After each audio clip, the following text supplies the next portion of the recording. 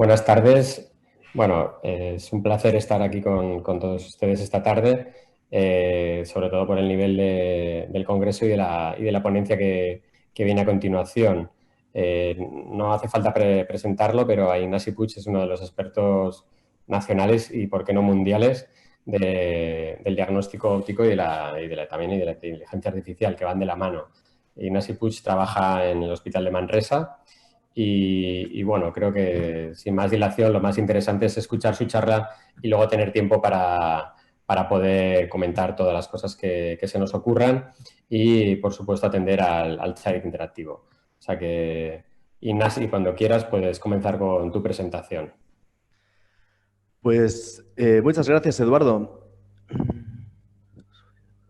Muchas gracias, Eduardo, por la invitación y gracias también a Fujifilm por sponsorizar esta charla, que veréis que va a ser una charla, bueno, yo creo que muy relajada, en confianza, quiero decir que, y quizás os voy a explicar, pues, también bastante mi experiencia con algunos ejemplos de inteligencia artificial. Vamos a ver esto, cómo puede contribuir la inteligencia artificial actualmente a mejorar la endoscopia gastrointestinal. Y primero me planteaba esto, ¿por qué la inteligencia artificial puede mejorar nuestra práctica clínica? No en un futuro, sino ya, ahora. Y realmente todas las sociedades científicas nos han insistido mucho en auditar nuestros parámetros de calidad, porque realmente hay una variabilidad, en una heterogeneidad en estos parámetros de calidad entre los endoscopistas, y esto tiene consecuencias. Tiene consecuencias en la prevención, en la detección de pólipos y también la detección de cáncer. Y sabemos pues, que una baja tasa de detección de adenomas se correlaciona con un incremento del cáncer de intervalo. De tal manera que, los pólipos perdidos, los missed polyps, pues es un parámetro, dijéramos, importante. Y entre otros factores que intervienen en la baja tasa de detección de adenomas y de pólipos están factores humanos, es que imposibles de, vamos, es que somos humanos, ¿no? Y por la mañana no es lo mismo, igual como hacemos una endoscopia, y hay estudios que lo demuestran, pues la primera endoscopia de la mañana, que estamos más atentos, y la última endoscopia ya a las 2, pues igual nuestra atención, nuestra fatiga, y aunque nosotros pongamos toda nuestra voluntad en estar atentos a esa endoscopia, pues es que nos distraemos y baja nuestro nivel de alerta y nuestro nivel de atención, aunque pongamos todo nuestro esfuerzo, ¿no? De tal manera que la inteligencia artificial va encaminada a este objetivo, a estos factores humanos de fatiga, distracción, de falta de atención, pues intentar tener una ayudita de un software de inteligencia artificial, ¿no? El despacho, que estoy ya en directo. Y realmente Está hablando ahora. Pensamos, vale, entonces existen estos softwares de inteligencia artificial que tienen dos objetivos, uno es la detección y la otra es la caracterización. ¿Qué rol juega la inteligencia artificial? Es decir, ¿qué papel le damos? Pues si vamos aquí al de la izquierda, una primera posibilidad es, bueno, pues si no tienes ningún software de inteligencia artificial, pues es el endoscopista, esto es la situación actual, ¿no? El endoscopista que hace un diagnóstico con alta o baja confianza y le otorga un diagnóstico y actúa en consecuencia. Bueno, pues esto es como se han hecho las cosas hasta ahora. Una segunda posibilidad es que la inteligencia artificial sea una segunda opinión. Es decir, que quien hace la endoscopia, obviamente, quien está atento, es el endoscopista. Ahora bien, cuando detecta un pólipo y tiene dudas si esto es un pliegue o no es un pliegue o es un pólipo, pues puede tomar la inteligencia artificial como una segunda opinión. Para caracterizar, yo creo que es un adenoma, pero esto toma la inteligencia artificial como una segunda opinión, pero es el endoscopista el principal protagonista, ¿no? O una segunda posibilidad es que vayan de la mano la inteligencia artificial y el endoscopista. Es decir, que es verdad que tendría que ser el endoscopista el principal motor activo, pero puede ser que se distraiga, que esté fatigado, que falte la atención y sea el software de inteligencia artificial el que despierte esa alerta, no como una segunda opinión, sino el que sea la primera opinión. La inteligencia artificial sea la primera opinión y sea la opinión del endoscopista la que sea segunda y valide esta primera alerta que te ha dado la inteligencia artificial. Y una cuarta opción sería, pues esto, una caja negra donde sería el Tesla. El Tesla que funciona solo. Es un coche que toma las decisiones él solo y actúa solo, ¿no? Y una posibilidad pues, sería esta, dejar a la inteligencia artificial que tomara las decisiones sin la participación del endoscopista. Pues bien, esta última opción del Tesla o de decisión autónoma por la inteligencia artificial no es el objetivo de la inteligencia artificial en la endoscopia gastrointestinal. El objetivo es movernos en estos dos escenarios, de que sea una segunda opinión, la inteligencia artificial, o que sea una primera opinión, pero que luego la valide el endoscopista. Y así llegar a un diagnóstico, ¿no? Venga, pues ¿de qué estamos hablando? Pues estamos hablando, este es el software que utilizamos en nuestra unidad. La retirada, entramos con luz blanca, pero la retirada la hacemos con LCI, porque realmente LCI pues, resalta más los pólipos, las cicatrices. Y entonces veis que ahora vamos a retirar. Estamos haciendo la retirada.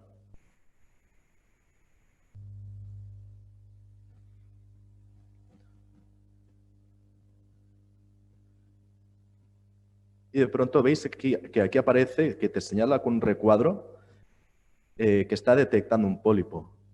Y ahora se tiene que validar. Entonces estábamos antes con LCI, pero cuando el LCI es para detectar.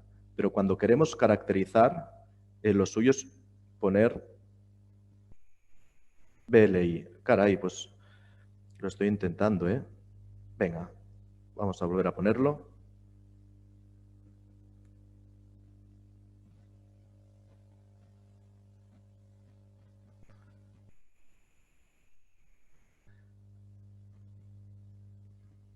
Caracterizar. Entonces, mira, ya...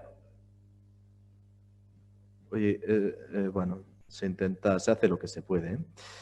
Porque cuando intento congelar el vídeo, pues funcionaré con la barra de abajo. Venga, pues ahora sí. Entonces, una primera idea es, oye, yo le he dado a congelar, ¿eh? De verdad, os lo prometo. Pues ya no voy...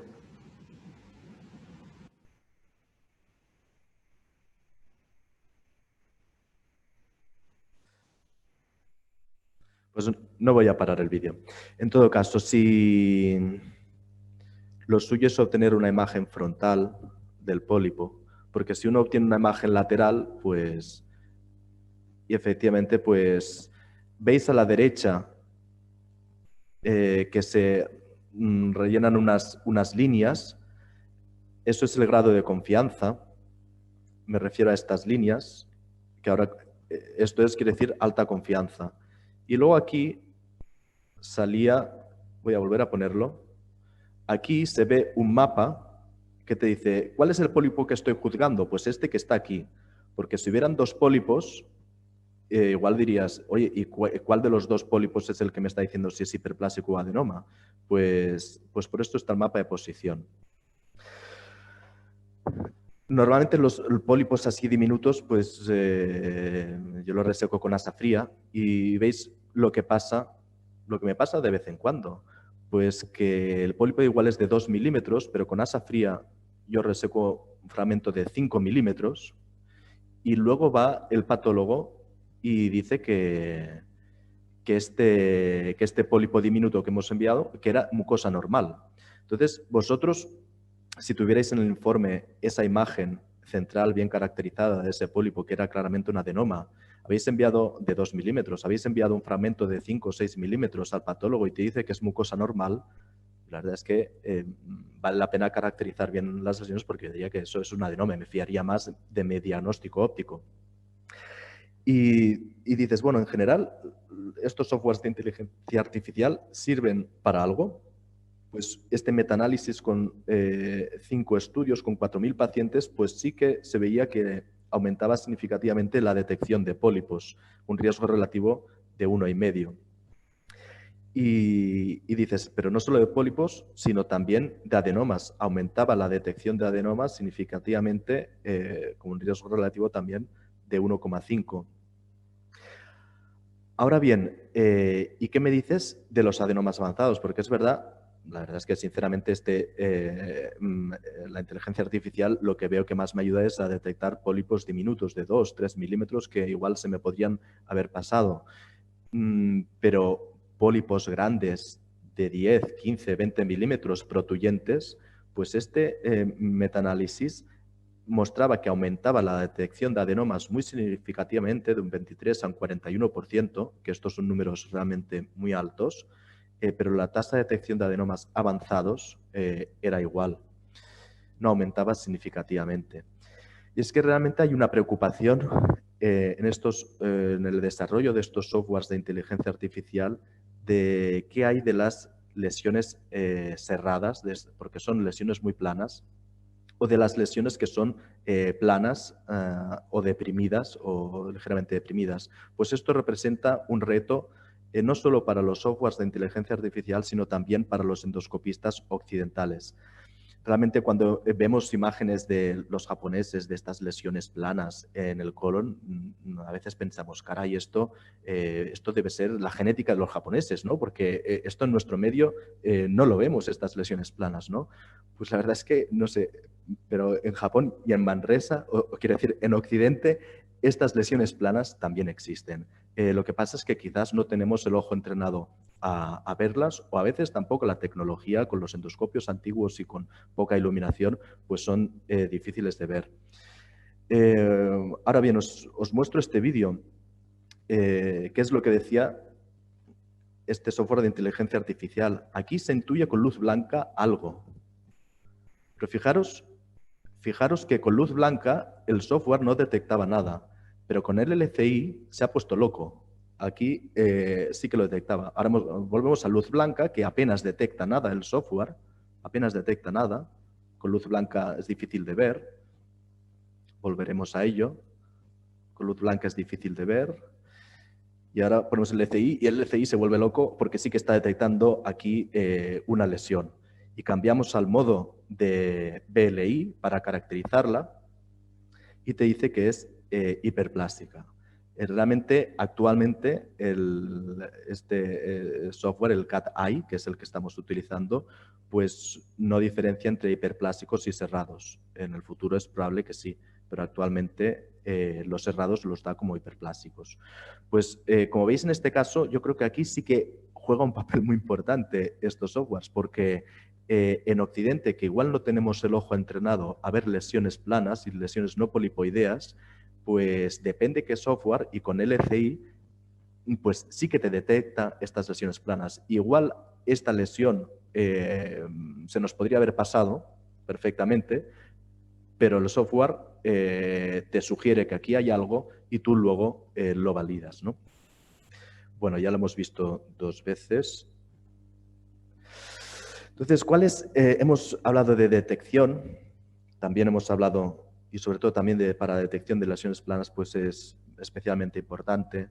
Y para la caracterización, actualmente para lo que funciona es para diferenciar entre pólipos hiperplásticos y adenomas. Entonces, y realmente, pues un metaanálisis reciente pues tiene muy buenos parámetros de validez diagnóstica. Y realmente el CAD-AI de Fuji, a la práctica, ¿qué es lo que supone?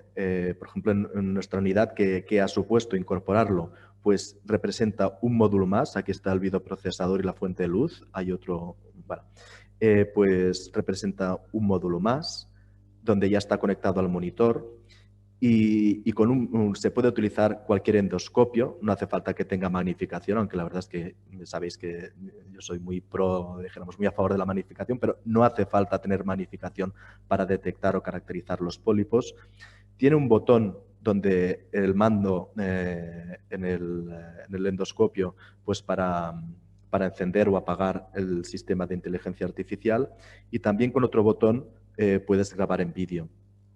Realmente yo la decisión que he tomado, como se pueden grabar 30 horas de vídeo con muy buena definición, yo ya tengo por costumbre grabar todo, porque luego pasa que pasan cosas que no has grabado, pues ya por costumbre ya grabo todo y luego una vez a la semana pues lo paso a un disco duro. Pues esto es lo que supone el CADAI. Os voy a dar 5 trucos o consejos a la hora de utilizarlo para que funcione bien. Uno, limpiar la lente antes de caracterizarlo. El aprendizaje de la buena fotodocumentación es clave. Es decir, cuando a veces algún compañero me envía un pólipo para ver qué es lo que pienso, pues casi que la solución correcta es no te lo puedo decir, porque no hay una imagen frontal, de una visión frontal y cercana, sino lo que estás enseñando es una visión lateral y lejana. Pues no hagas un juicio diagnóstico sobre una visión lateral y lejana porque te puedes equivocar, ¿no?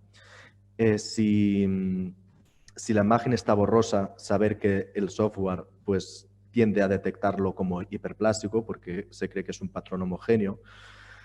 También es importante, pues claro, estabilizar el endoscopio, la punta del endoscopio cercana a la lesión y evitar el deslumbramiento. Y luego, pues es muy útil también el mapa de posición para saber que el software está haciendo un juicio sobre realmente lo que tú estás viendo y no sobre un trozo de moco que tienes en otro lado de la pantalla, ¿no? Y esta es otra, dijéramos, yo creo que diapositiva también de las más importantes, que como hemos dicho antes, pues la inteligencia artificial viene a ayudar al endoscopista, pero no a reemplazarlo. Y realmente la técnica de inserción y de retirada sigue siendo sigue siendo muy importante. Tenemos en la cabeza de intentar llegar al ciego porque la tasa de intubación cecal es un parámetro de calidad, pero el objetivo no es llegar al ciego, el objetivo es llegar al ciego bien rectificado, porque realmente si llegamos al ciego con un bucle y que no podemos rectificar, la retirada en el colon derecho es que va a ser una broma, va a ser porque te va a saltar el endoscopio y aquí no va a haber software, no va a haber inteligencia artificial que sea capaz de ver si la retirada es inestable o si no eres capaz de poder ver detrás de los pliegues. Y solo podrás ver detrás de los pliegues en el colon derecho si has llegado bien rectificado. Por lo tanto, la técnica de inserción y de retirada sigue siendo principal, ¿no? Si no, lo mismo, no vas a poder observar un pólipo desde una posición estable. Y también yo creo que tenemos campo, dijéramos, de mejora o para tenerlo en la cabeza de dedicar medio minutillo, de dedicar un tiempo a fotodocumentar bien. Es decir, si luego se van a tomar decisiones clínicas, no en este caso, pero para enviar un pólipo a cirugía o para disección submucosa o para... si van a haber consecuencias clínicas, pues realmente evitar el deslumbramiento o imágenes demasiado oscuras o borrosas o limpiar el moco o si hay restos de heces o tomar una imagen que es demasiado lejana o que es una visión lateral. Bueno, todo eso, aprender a hacer fotos, pues también requiere, no sé, su aprendizaje o su motivación. En conclusión, ha sido una visión general y un poco transmisión de mi experiencia. Yo creo que la inteligencia artificial ya no estamos hablando del futuro, sino que realmente es un presente, porque lo tenemos ya disponible y realmente ya me está ayudando en las decisiones y en las colonoscopias habituales que estamos haciendo. Muy importante también lo que hemos destacado, que la inteligencia artificial viene a apoyar al endoscopista, pero no a reemplazarle. Y esto no es decirlo por quedar bien, sino que realmente esta técnica de inserción, de retirada, de ver detrás de todos los pliegues, de incluso en el juicio diagnóstico es como una segunda opinión para ti, pero viene a ayudar, no a reemplazar.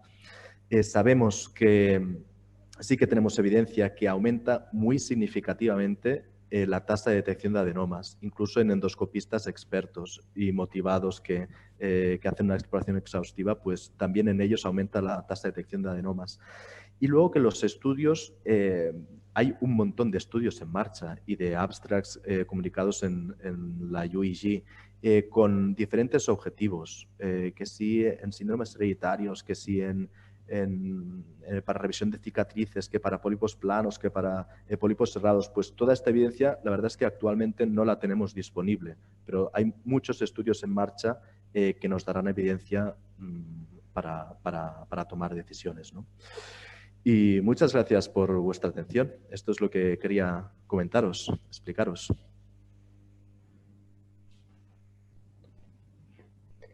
Muy bien, Ignasi.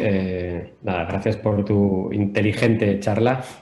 Además, has cumplido perfectamente con el tiempo establecido, lo cual es algo meritorio. Así como primer comentario, me gustaría pedirte que nos explicaras un poco. Es verdad que la inteligencia artificial está aquí ya con nosotros, no está disponible en todos los sitios, pero no le queda mucho para estar disponible y va a ser algo habitual en cualquier torrendoscopia.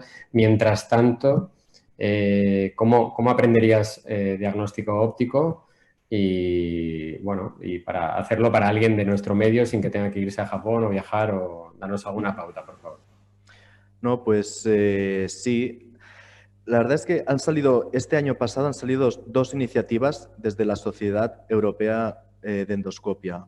Una es unas recomendaciones de Advanced Imaging, ¿no? De cuáles son las indicaciones y cuál es el rol y el sentido de la cromendoscopia virtual y de la cromendoscopia con tinciones. Y es verdad que se dan allí unas recomendaciones que dices, muy bien, se puede utilizar el diagnóstico óptico en pólipos diminutos, pero luego está, ¿y cómo yo aprendo diagnóstico óptico de pólipos diminutos? Porque es un peligro si no hay un aprendizaje un poco reglado y un aprendizaje serio, pues que cada uno empieza a decir y a ponerlo en los informes de cualquier forma, ¿no?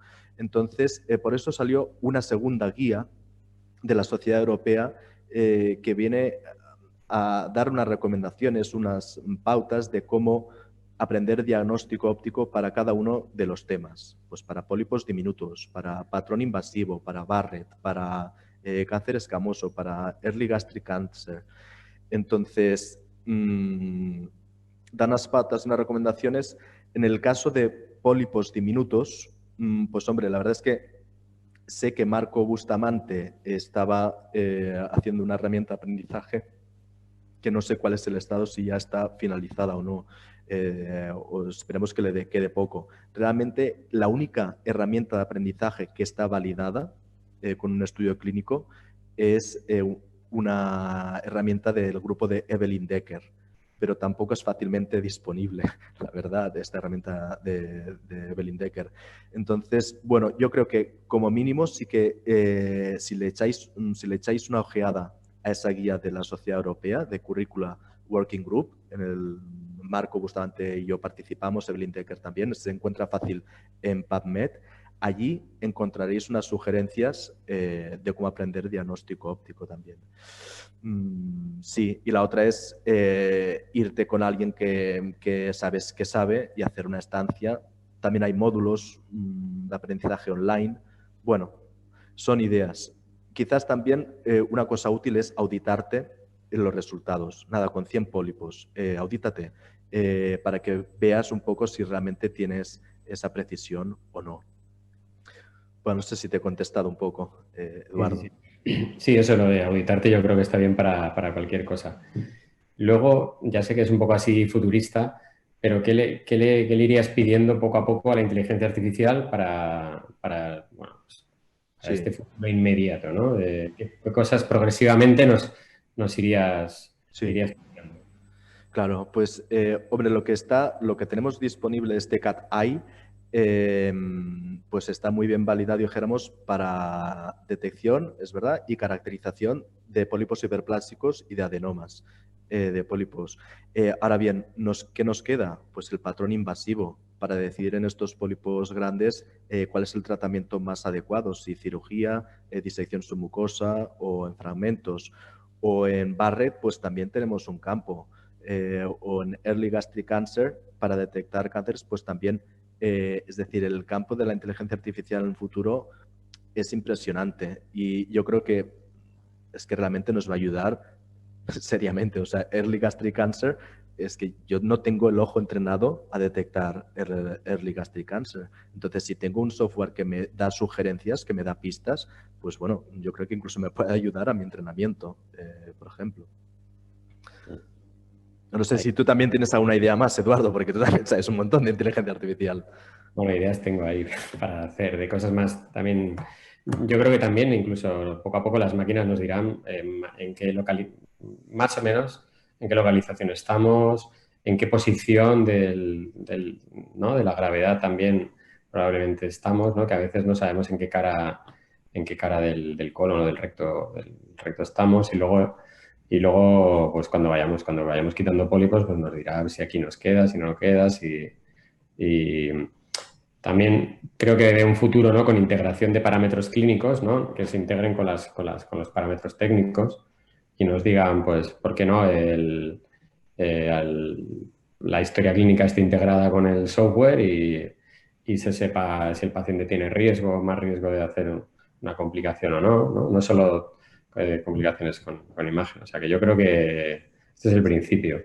Sí que es verdad que en colon es importante, pero en estómago también es muy importante cómo te acercas con el endoscopio y cómo te pones para ver la lesión. Porque si tú a la máquina le enseñas una mala imagen, con una mala imagen no puede trabajar. Entonces, eso es complicado. ¿Conoces algún banco de imágenes de algún grupo de inteligencia artificial que esté compartiendo imágenes y que no sea de la industria, que no sea Fuji o Olympus? Pues que sea público, la verdad es que yo no conozco un banco de imágenes público que los diferentes grupos puedan acceder a este banco de imágenes para desarrollar su software. No lo conozco. Yo sé que sí, hay diferentes grupos que están trabajando en este tema. La verdad es que hay mucha gente trabajando en este tema. Y también la industria, pues también. Y parece que es verdad que igual no todos los softwares lo ponemos en el mismo cajón, inteligencia artificial. Pero bueno, yo no conozco con profundidad cuáles son los mecanismos de deep learning y todo esto, pero me parece que no todos los softwares van a ser iguales y que algunos quizás van a ser capaces de detectar lesiones planas y otros solo detectan lesiones protuyentes. Vale. No lo sé. Ya de paso, ya que encima nos dicen que tenemos tiempo, tenemos como 8 minutos hasta que entre el siguiente grupo, pues nosotros sí que hemos empezado a, a desarrollar un proyecto ahora con la Universidad Pública de Navarra y como la mayoría de la gente está trabajando en caracterización, ya sea de tipo de pólipo, de localización ¿no? y de lo que dices tú, caracterización sobre todo de invasividad, que probablemente sea también de las cosas más importantes. Nosotros, como hemos estado trabajando en complicaciones, vamos a trabajar en esto. Vamos a trabajar en complicaciones y en recurrencia. Entonces, muy bien. Entonces, desde aquí invito al que quiera pues, a colaborar con nosotros desde el grupo de resección y os iré pidiendo. Porque no es tan fácil de trabajar, porque es más difícil. Pólipos hay muchos, ¿no? Pero complicaciones hay menos. Trabajar en complicaciones es difícil por el número, porque es difícil cogerlas. Entonces, Bueno, Eduardo, ¿este software me dirá si tengo que poner un clip o no después de resecar el pólipo? sí, claro, la idea es... Oye, qué bien. La idea es trabajar en ver cuáles son los factores de riesgo de la escara, ¿no? De tu escara, y a ver si somos capaces de predecir si ese paciente pues, tiene algún daño muscular que no hayamos sido capaces de detectar o sea, qué signos tiene que predispongan al sangrado diferido, ¿no? Y por qué no integrarlo con eso, con parámetros clínicos, ¿no? Que igual tengas que meter, ¿no? En un algoritmo y decirle, pues esto y esto, y te dirá ¿no? ¿Por qué no? La predicción de hemorragia diferida, por ejemplo. Y con recurrencia, lo mismo. Que si tú no eres capaz de detectar algún borde que tiene todavía que te queda pólipo, que hay veces que es muy difícil detectar, pues lo mismo. Yo creo que son dos cosas también para ir trabajando ahora. Esto último me consta que hay estudios en marcha para ver la escara y para ver sí, para ver lesión residual Eso y es. recidiva. Sí, sí, seguro. Seguro, pero no es de lo más trabajado también, No, tampoco. no, no. Muy bien. Eso, entonces, muy bien. Bueno, y si algún comentario final, que yo creo que ya... Mm, No, vamos, yo estoy muy satisfecho con el software. La verdad es, sí, va funcionando muy bien. Pero esto, que no es, no va a ser, es decir, que requiere trabajo igualmente por nuestra parte, de aprender a caracterizar, a fotodocumentar, a inspeccionar bien la mucosa. Y también animo, estamos desarrollando un curso Sí, online del patrón invasivo para aprender a juzgar el patrón invasivo. Bueno, quien tenga interés, la validación se va a hacer con adjuntos de primer, segundo y tercer año y residentes de cuarto año. Pues quien tenga interés de poder disfrutar de este curso gratuito. Las imágenes son imágenes de expertos internacionales, japoneses, bueno, tuyas también, de ingleses, americanos, todos utilizando magnificación y utilizando JNet. Entonces yo creo que Taku Sakamoto me ha confirmado hoy que está a bordo del proyecto, es decir, que tenemos un panel de tutores de lujo muy bien. para tener feedback. Pues Ignacio, ya me piden el cierre de la sesión. Muchísimas gracias por tu expertise ahí, por habernos contado Pues tu experiencia y nada, agradecer de nuevo a la sociedad esta amable invitación y que disfrutéis mucho del congreso y nos vemos pronto, espero que en modo presencial. Nada, un abrazo. gracias. Adiós, Eduardo.